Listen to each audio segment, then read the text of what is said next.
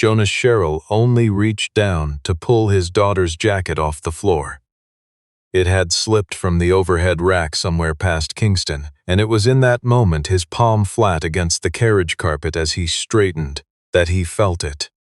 Not the usual pulse of a train at cruise speed, that even, predictable rhythm that becomes ambient and stops registering within the first half hour of any journey. This was different. A lateral shudder, faint, arriving at irregular intervals that were too consistent to be coincidence and too subtle to be obvious.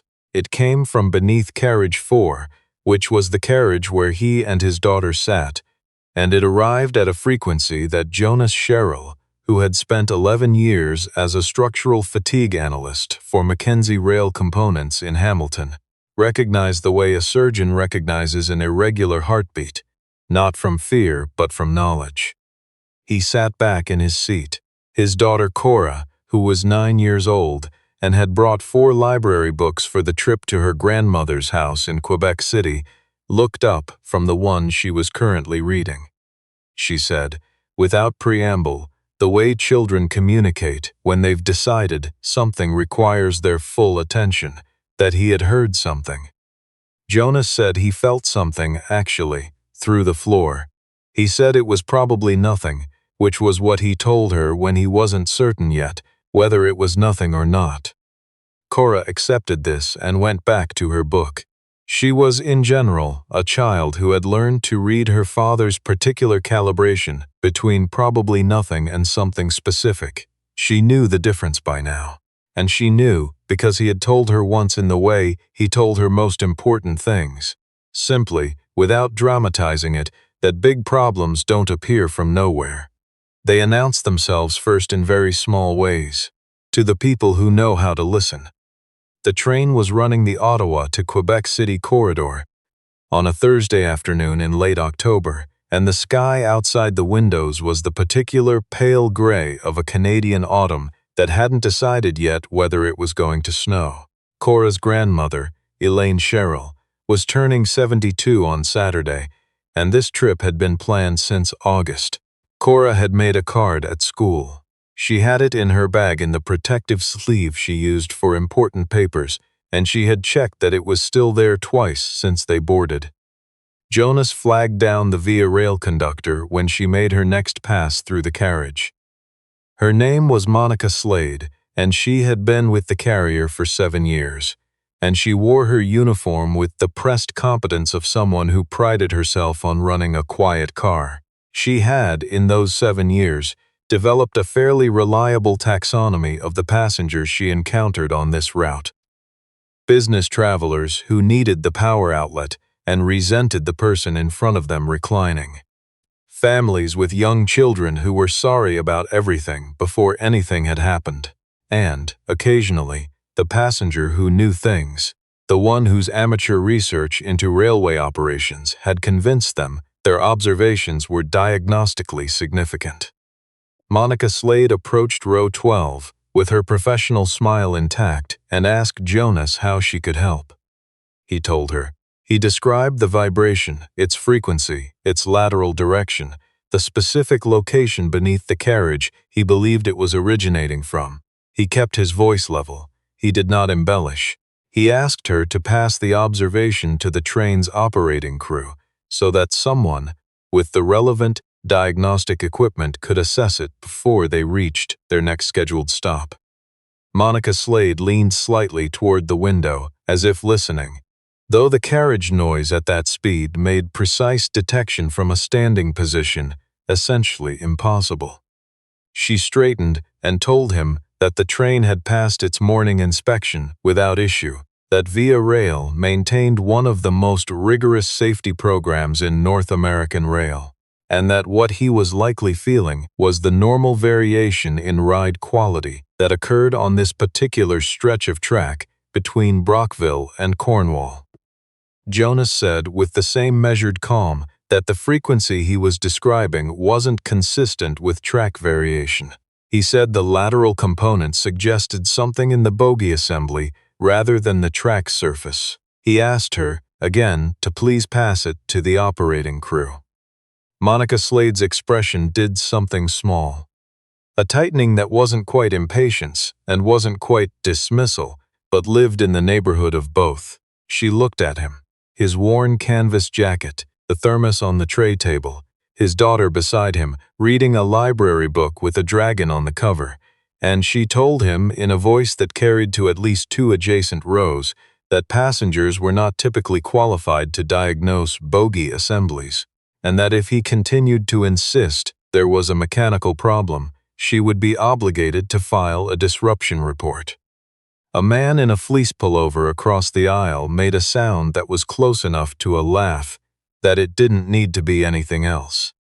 A woman 2 rows forward didn't turn around, but her shoulders shifted in the way. Shoulders shift when someone is choosing to make their amusement private but doesn't entirely succeed. Cora Sherrill had been reading about dragons. She was not reading about dragons anymore.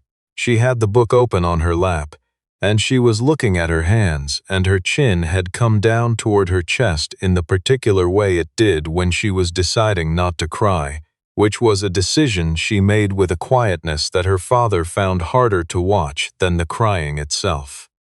Jonas looked at his daughter. He looked at Monica Slade. He said in a voice that had lost none of its calm that he did not need her to believe him. He needed her to pass the information to the operating crew. That was all. 1 transmission. And then the operating crew, who were qualified, could make whatever assessment they were equipped to make.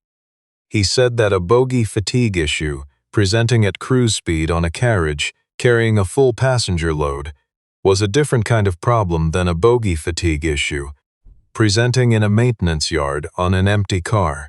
He said this without drama. He said it the way you state the boiling point of water, because it was true, and because truth didn't require theatrical reinforcement to remain true. Monica Slade reached for her radio. She keyed it and said, in the tone of someone reporting a minor irregularity that they fully expected would produce a minor resolution, that she had a passenger in carriage 4, row 12, who was reporting a vibration and believed it to be a mechanical issue. She said it with the particular flatness of someone who had already decided what the response would be before she made the call. In the locomotive cab, senior operations engineer Alistair Venn heard the transmission. He had been with Via Rail for 19 years. He had in that time developed his own calibration for the kinds of reports that came through from passenger cars, the ones that were ambient anxiety taking a mechanical form, and the ones that were something else. He asked Monica Slade to repeat the passenger's seat location. She did. He asked for the name on the booking. There was a brief pause. Monica Slade found it in the passenger manifest and read it out the way you read out a string of information that you do not expect to mean anything. Jonas Sherrill. Alistair Venn set down his log. He did not say anything immediately. He looked out at the track ahead, where the pale gray sky had begun to produce a thin, indeterminate precipitation that wasn't quite rain and wasn't quite snow, and he thought about a document he had read for the first time 8 years ago, and had since read twice more, and had referenced in 3 internal training sessions on the relationship between field maintenance intervals and accumulated stress in high-cycle rail components. The document was a technical analysis produced at Mackenzie Rail Components, before that company's structural fatigue division had been dissolved in a restructuring that no one at the time had explained with any satisfying degree of honesty. The document was 62 pages long, and it concerned the behavior of lateral stabilizer bushings in high-frequency rail environments under extended thermal cycling. Specifically, the conditions under which those bushings developed fatigue cracks that were invisible to visual inspection, and would only manifest in field conditions when the load was live and the speed was operational. The document's author was Jonas Sherrill. Alistair Venn put down his log and told his co-operator that they were initiating a precautionary reduction in speed and that he was going back to carriage 4. It was not a common thing for a senior operations engineer to leave the cab during a run and walk through 4 carriages to reach a specific passenger.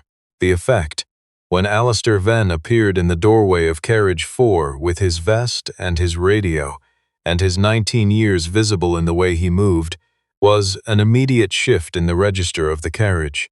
People who had been watching the gray landscape or reading their phones looked up. Monica Slade, standing near the forward door, went still. Alistair Venn walked to row 12. He looked at the man sitting there. A man in a canvas jacket with a fraying cuff, a thermos on the tray table, a daughter who had a book face down on her lap, and was watching this arrival with the precise attention of a child who had learned to read adult situations by the way adults held their bodies. Alistair crouched slightly so that his eyes were approximately level with Jonas's and asked him directly whether he was the Jonas Sherrill who had written the bushing fatigue analysis at Mackenzie Rail Components. The carriage was not quiet exactly, but it had stopped being loud. Jonas said yes. He said it simply, the way you confirm something that stopped mattering to you long ago in one way and never stopped mattering to you in another. Alistair told him to describe what he'd felt. Jonas described it. He used specific language: lateral oscillation, frequency pattern, the location beneath the carriage he estimated the source to be. He described how the interval of the shutter corresponded to the rotation frequency of a bogie component, under load at the current speed, and how that frequency, combined with its lateral rather than vertical direction, was inconsistent with track variation and consistent with a bushing that had developed a fatigue crack in its lower mounting flange. He did not say this loudly. He said it the way a person reads out a measurement they have confirmed twice before speaking. Alistair listened. He nodded once. He stood and keyed his radio and called for an unscheduled stop at the next serviceable location where a track inspection could be conducted. Monica Slade from 3 rows away did not move. Cora Sherrill had been watching all of this with the wide, careful attention of a child who understands that something important is happening, but doesn't yet have all the vocabulary for it. She understood that her father, who had just been told by a woman in a uniform that he didn't know what he was talking about, was now being crouched beside and listened to by a man in a different uniform with a more serious expression. She understood that the man who had laughed across the aisle was not laughing now. She didn't know what a bushing was. She didn't know what a fatigue crack was. But she knew what it looked like when the adults in a room stopped humoring someone and started actually listening to them. She took her notebook out of her jacket pocket and held it but didn't open it yet. What Jonas Sherrill had been, before he became a man in a canvas jacket on a train to Quebec City, was a story he had stopped telling, not because it embarrassed him, but because the true version was too long to fit into the spaces where people usually exchanged that kind of information, and the short version made him sound like someone who had been wronged, which was accurate, but which was also not the most useful frame for a life that still had a great deal of it left to live. He had spent 11 years as a structural fatigue analyst at Mackenzie Rail Components in Hamilton. He had been brought in because he could look at a stress cycle dataset and feel, before the modeling software confirmed it, which components were accumulating damage faster than the maintenance schedules assumed they were. This was not mystical. It was pattern recognition of the kind that develops over years of looking at the same categories of failure and building an internal library of their early signatures. He had written the bushing analysis after 14 months of field data collection and 2 failed attempts to have the maintenance interval for the lateral stabilizer system revised through internal channels. The first attempt produced a working group. The working group produced a report that suggested the existing intervals were adequate. Jonas submitted a formal rebuttal. The rebuttal produced a second working group, which reached the same conclusion as the first, using some of the same language in different order. The analysis went further than the internal process had permitted. It documented the failure sequence in full. It documented the field conditions under which the failure would manifest.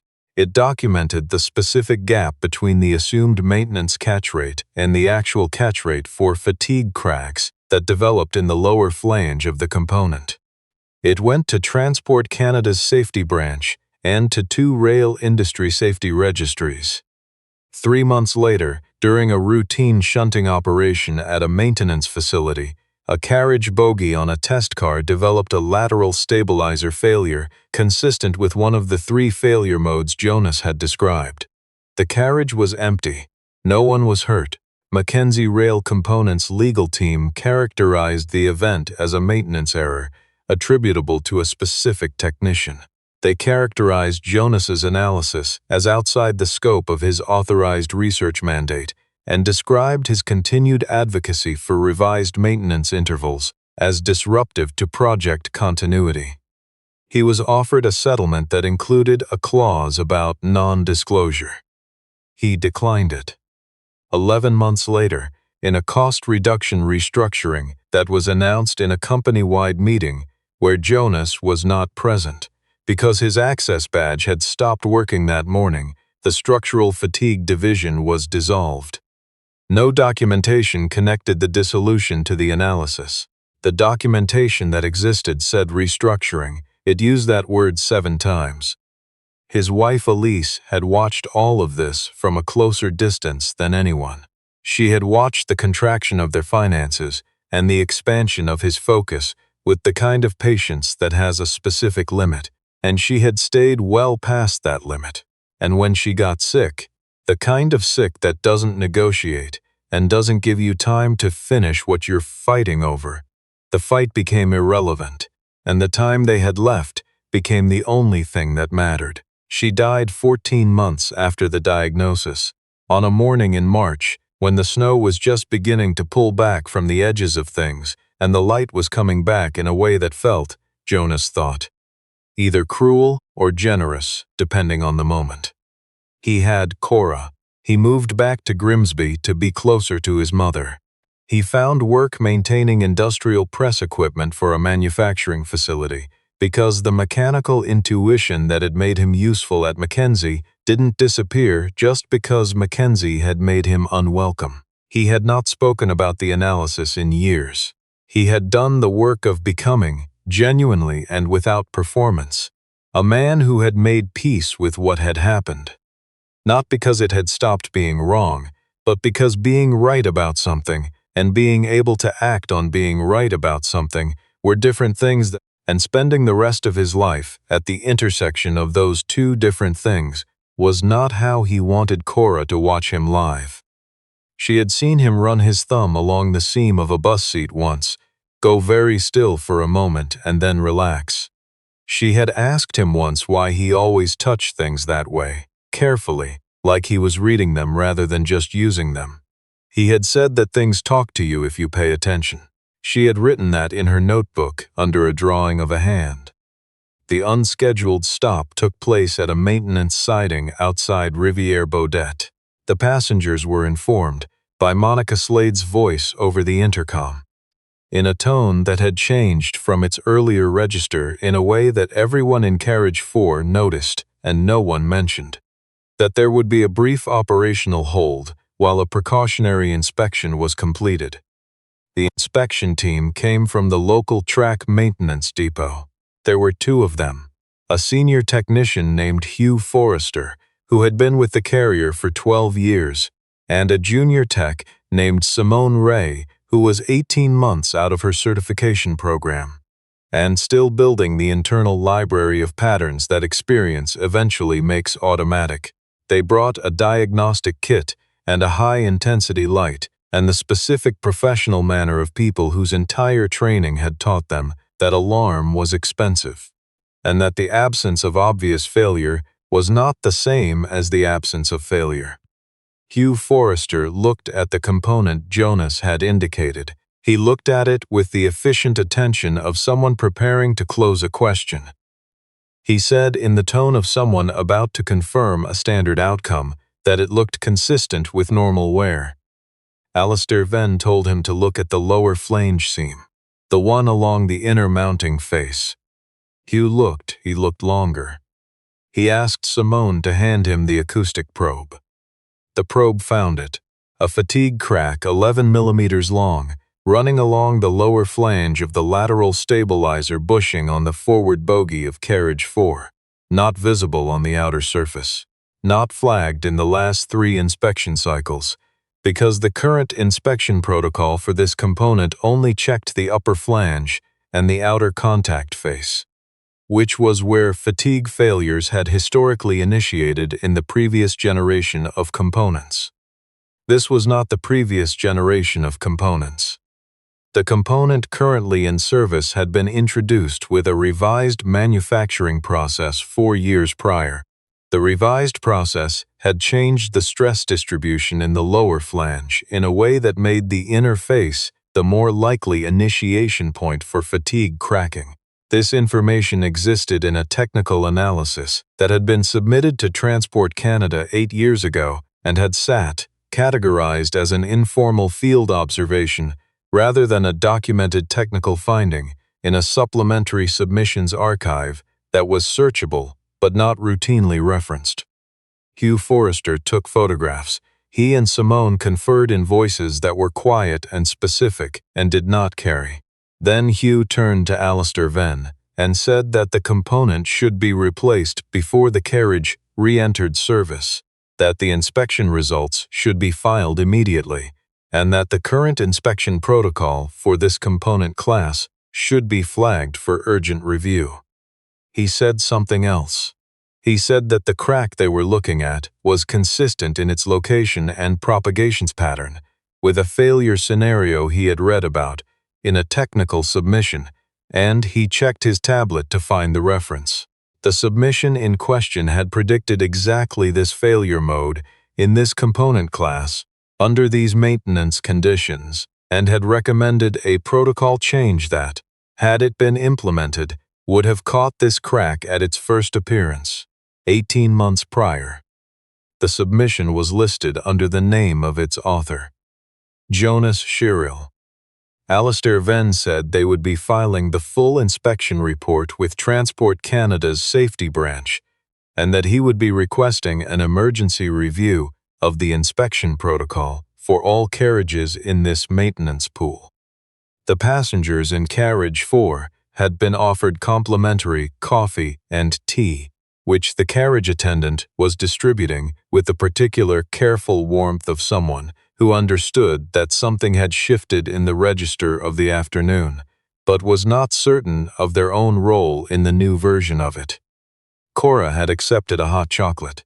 She was sitting with it in both hands, looking out the window at the flat Quebec landscape, which had resolved itself, during the stop, into actual snow, small and windless, settling on the dry grass along the maintenance, siding with the quiet that early snow always had, the quality of a thing just beginning.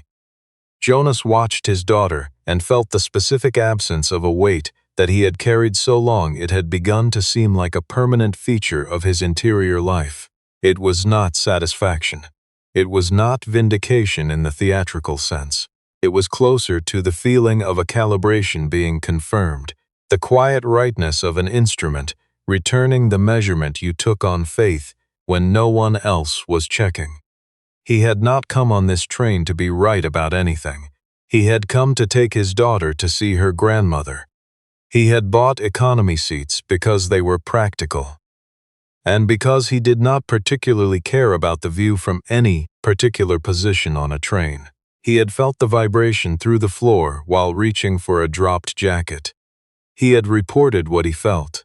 That was the complete extent of what he had set out to do. Rhea Donnelly, the Transport Canada safety inspector assigned to the Eastern Corridor, arrived at the siding 40 minutes later. She reviewed Hugh Forrester's photographs, the acoustic probe readings, and the inspection protocol documentation. She asked Alistair Venn several questions that were specific and technical, and that made the register of the conversation clear to everyone within earshot. She asked to speak with the passenger who had identified the component.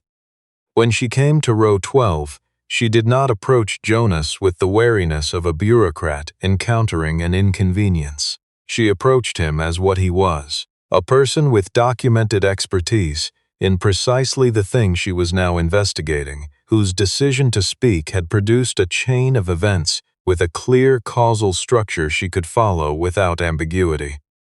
She introduced herself.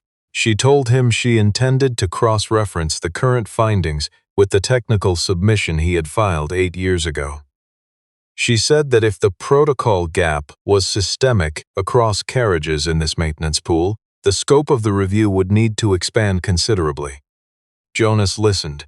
He said what he thought needed to be said, which was that the protocol gap was almost certainly not isolated to this pool, that the inspection revision he had recommended in the original submission applied to all carriages fitted with the 4th-generation bushing component, which had been in service for 4 years, and that any review which focused on this specific crack rather than the structural condition that had allowed it to go undetected would produce a finding without a fix. Rhea Donnelly took notes. She was the kind of person who took notes in the manner that makes the notes worth taking, systematically, without editorializing, without the performative gesture of writing that doesn't mean what it looks like. Jonas recognized this as a quality shared by everyone in this industry he had ever trusted. He said, partly to himself and partly to the window and the snow beyond it, that rail systems don't fail because of one undetected crack. They fail when enough people in enough positions have decided, for enough consecutive years, that small signals are within acceptable tolerance. And the definition of acceptable tolerance keeps getting quietly revised in the direction of convenience. Monica Slade had been standing in the forward vestibule during this conversation. She heard this. She did not look away. The train resumed service 1 hour and 14 minutes after the unscheduled stop on a replacement carriage dispatched from the Dorval maintenance facility. The passengers were offered a meal voucher for the café car and a formal acknowledgement of the delay from the station operations director, Glenn Parrish, who made the announcement over the intercom from Ottawa in the practiced tone of a person who had already been fully briefed and was already thinking about what came next. Cora claimed a window seat in the replacement carriage. She pressed her forehead lightly against the glass for a moment, looking at the snow, which was still coming down in that quiet way that early snow does before it commits to anything. Her father sat beside her and ran his hand along the armrest, not anxiously, but with the habitual attentiveness of a person who notices the physical world as a matter of course, the way some people read faces or track the light in a room. Monica Slade came through the carriage for the departure check. She stopped 2 rows away. Then she came to row 12. She said, with the careful enunciation of someone who had chosen words for precision rather than comfort, "Mr. Sherrill." "Not sir," not a gesture in the direction of a face she half recognized, his name. Cora looked up. Jonas waited. Monica Slade said she had placed him in a category before she heard what he was saying. She said that the category had been wrong. She said she understood that saying so now was not sufficient, and that she was not offering it as sufficient. She was offering it because he deserved to hear it said clearly, and because the person sitting beside him deserved not to carry the afternoon the way she had been carrying it. She turned to Cora. She said she was sorry for the way she had spoken to Cora's father. She said it directly to Cora, not to the air above Cora's head, the way a person says something to a child when they have decided the child is a full participant in the conversation. Cora looked at her. She said, "Okay." She said it in the specific way that children say okay when they mean something more conditional than the word contains. Jonas told Monica Slade that the most useful thing she could do with the afternoon was not the apology. The apology was correct, but it was a transaction. The useful thing was the adjustment. Specifically, the habit of passing concerns upward rather than resolving them at the point of first contact. Because the point of first contact was not always where the relevant knowledge lived. and the cost of the habit of deciding at first contact was not always visible until the moment it was catastrophic, at which point it was no longer a habit problem. Monica Slade said she understood. Jonas said that the next passenger, who told her something that made her impatient, would be the real test of that understanding. She absorbed this without flinching. She said quietly that she would not make the same mistake again. Jonas said the next one might not wait for her to be ready. Alistair Venn found Jonas near the café car just before they pulled into Quebec City. He said he had been using the Cheryl Bushing analysis in his internal training materials for 6 years, which meant Jonas's work had been informing the carrier's safety culture in one direction, through the document, while being ignored in the other, through its implementation. He said this with the plainness of someone naming an institutional failure rather than trying to locate the blame within it. He said that the carrier's safety team would be formally recommending that Transport Canada reclassify the submission from its current status, informal field observation, to a cited technical finding, and that the component inspection protocol would be revised in accordance with its recommendations, pending the broader review. Jonas said he had not come to be reclassified. He said the component was the point. The component was the same today as it had been 8 years ago, and the maintenance gap was the same, and the industry was still deciding whether it wanted to treat that kind of information as a problem or as a footnote. Alistair said he thought the industry was going to have a harder time treating it as a footnote after today.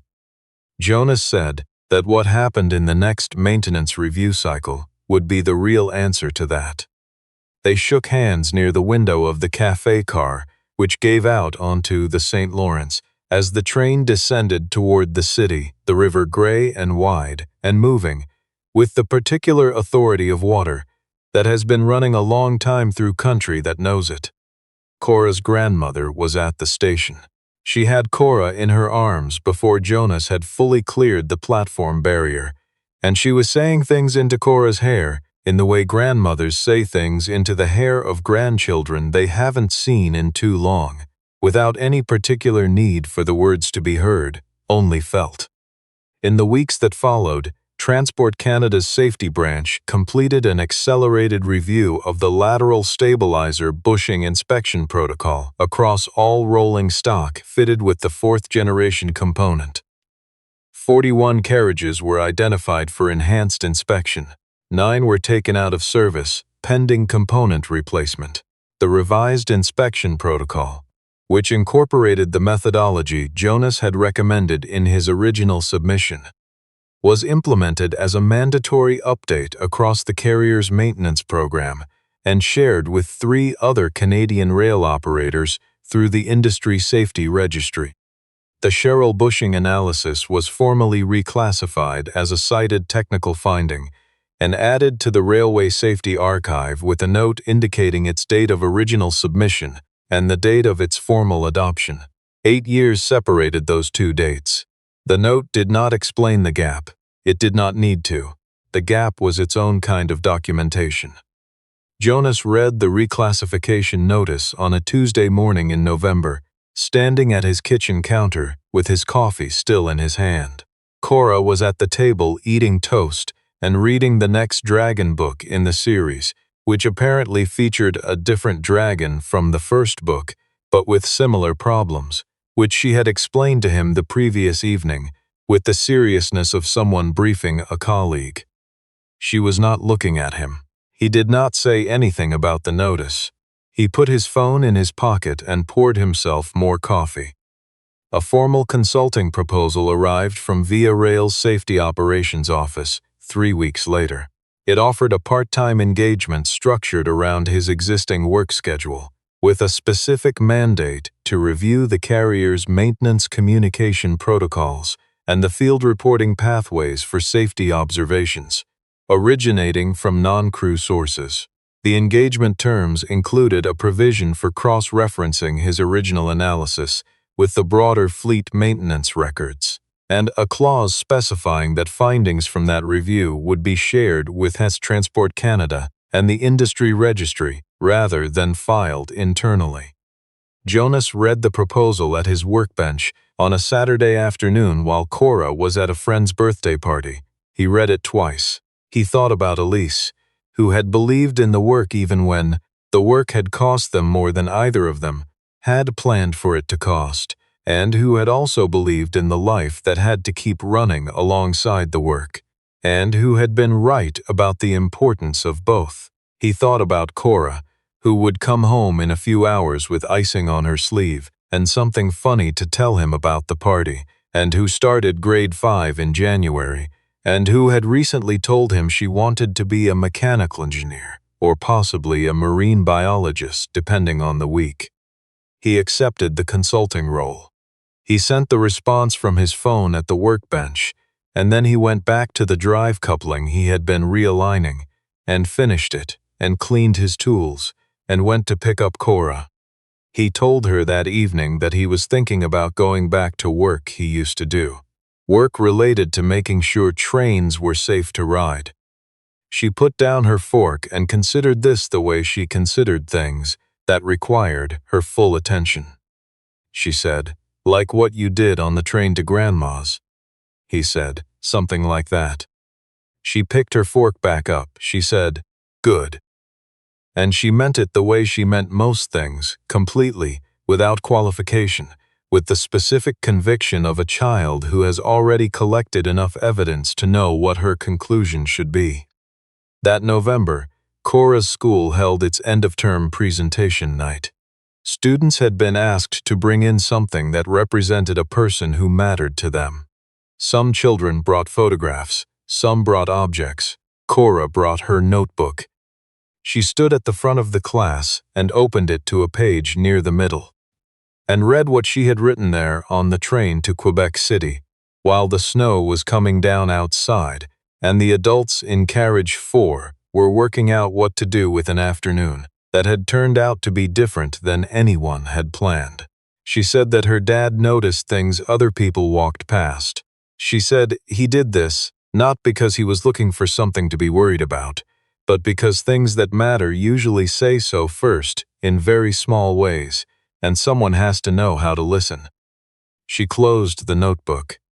Jonas was sitting in a chair near the back of the classroom that had been designed for someone considerably smaller than him, and he was listening to his daughter describe him, and he felt something settle in him that had been restless for a long time. Not the resolution of a conflict, exactly, but the end of a particular kind of waiting. The kind that accumulates when you have been certain of something for years and have had to carry that certainty alone, without the weight of it being seen or shared or confirmed by anyone whose seeing mattered most. The snow had come properly by then, the kind that stays. It covered the parking lot outside the school windows and lay on the roof of his truck and made the night quieter than nights usually are. The particular silence of a world that has been muffled and softened and given, for a moment, the quality of something beginning. On a rail siding outside Rivière-Beaudette, on a Thursday afternoon in late October, a man in a canvas jacket had pressed his palm to the floor of a carriage and felt something that wasn't right. He had said so. He had been told he was wrong. He had said so again. And then the person with the relevant authority had heard his name, and everything that followed had followed from that. The way things follow from paying attention, slowly, and then all at once, and then in the kind of order that feels, once you can see it, like it was always the only order there was.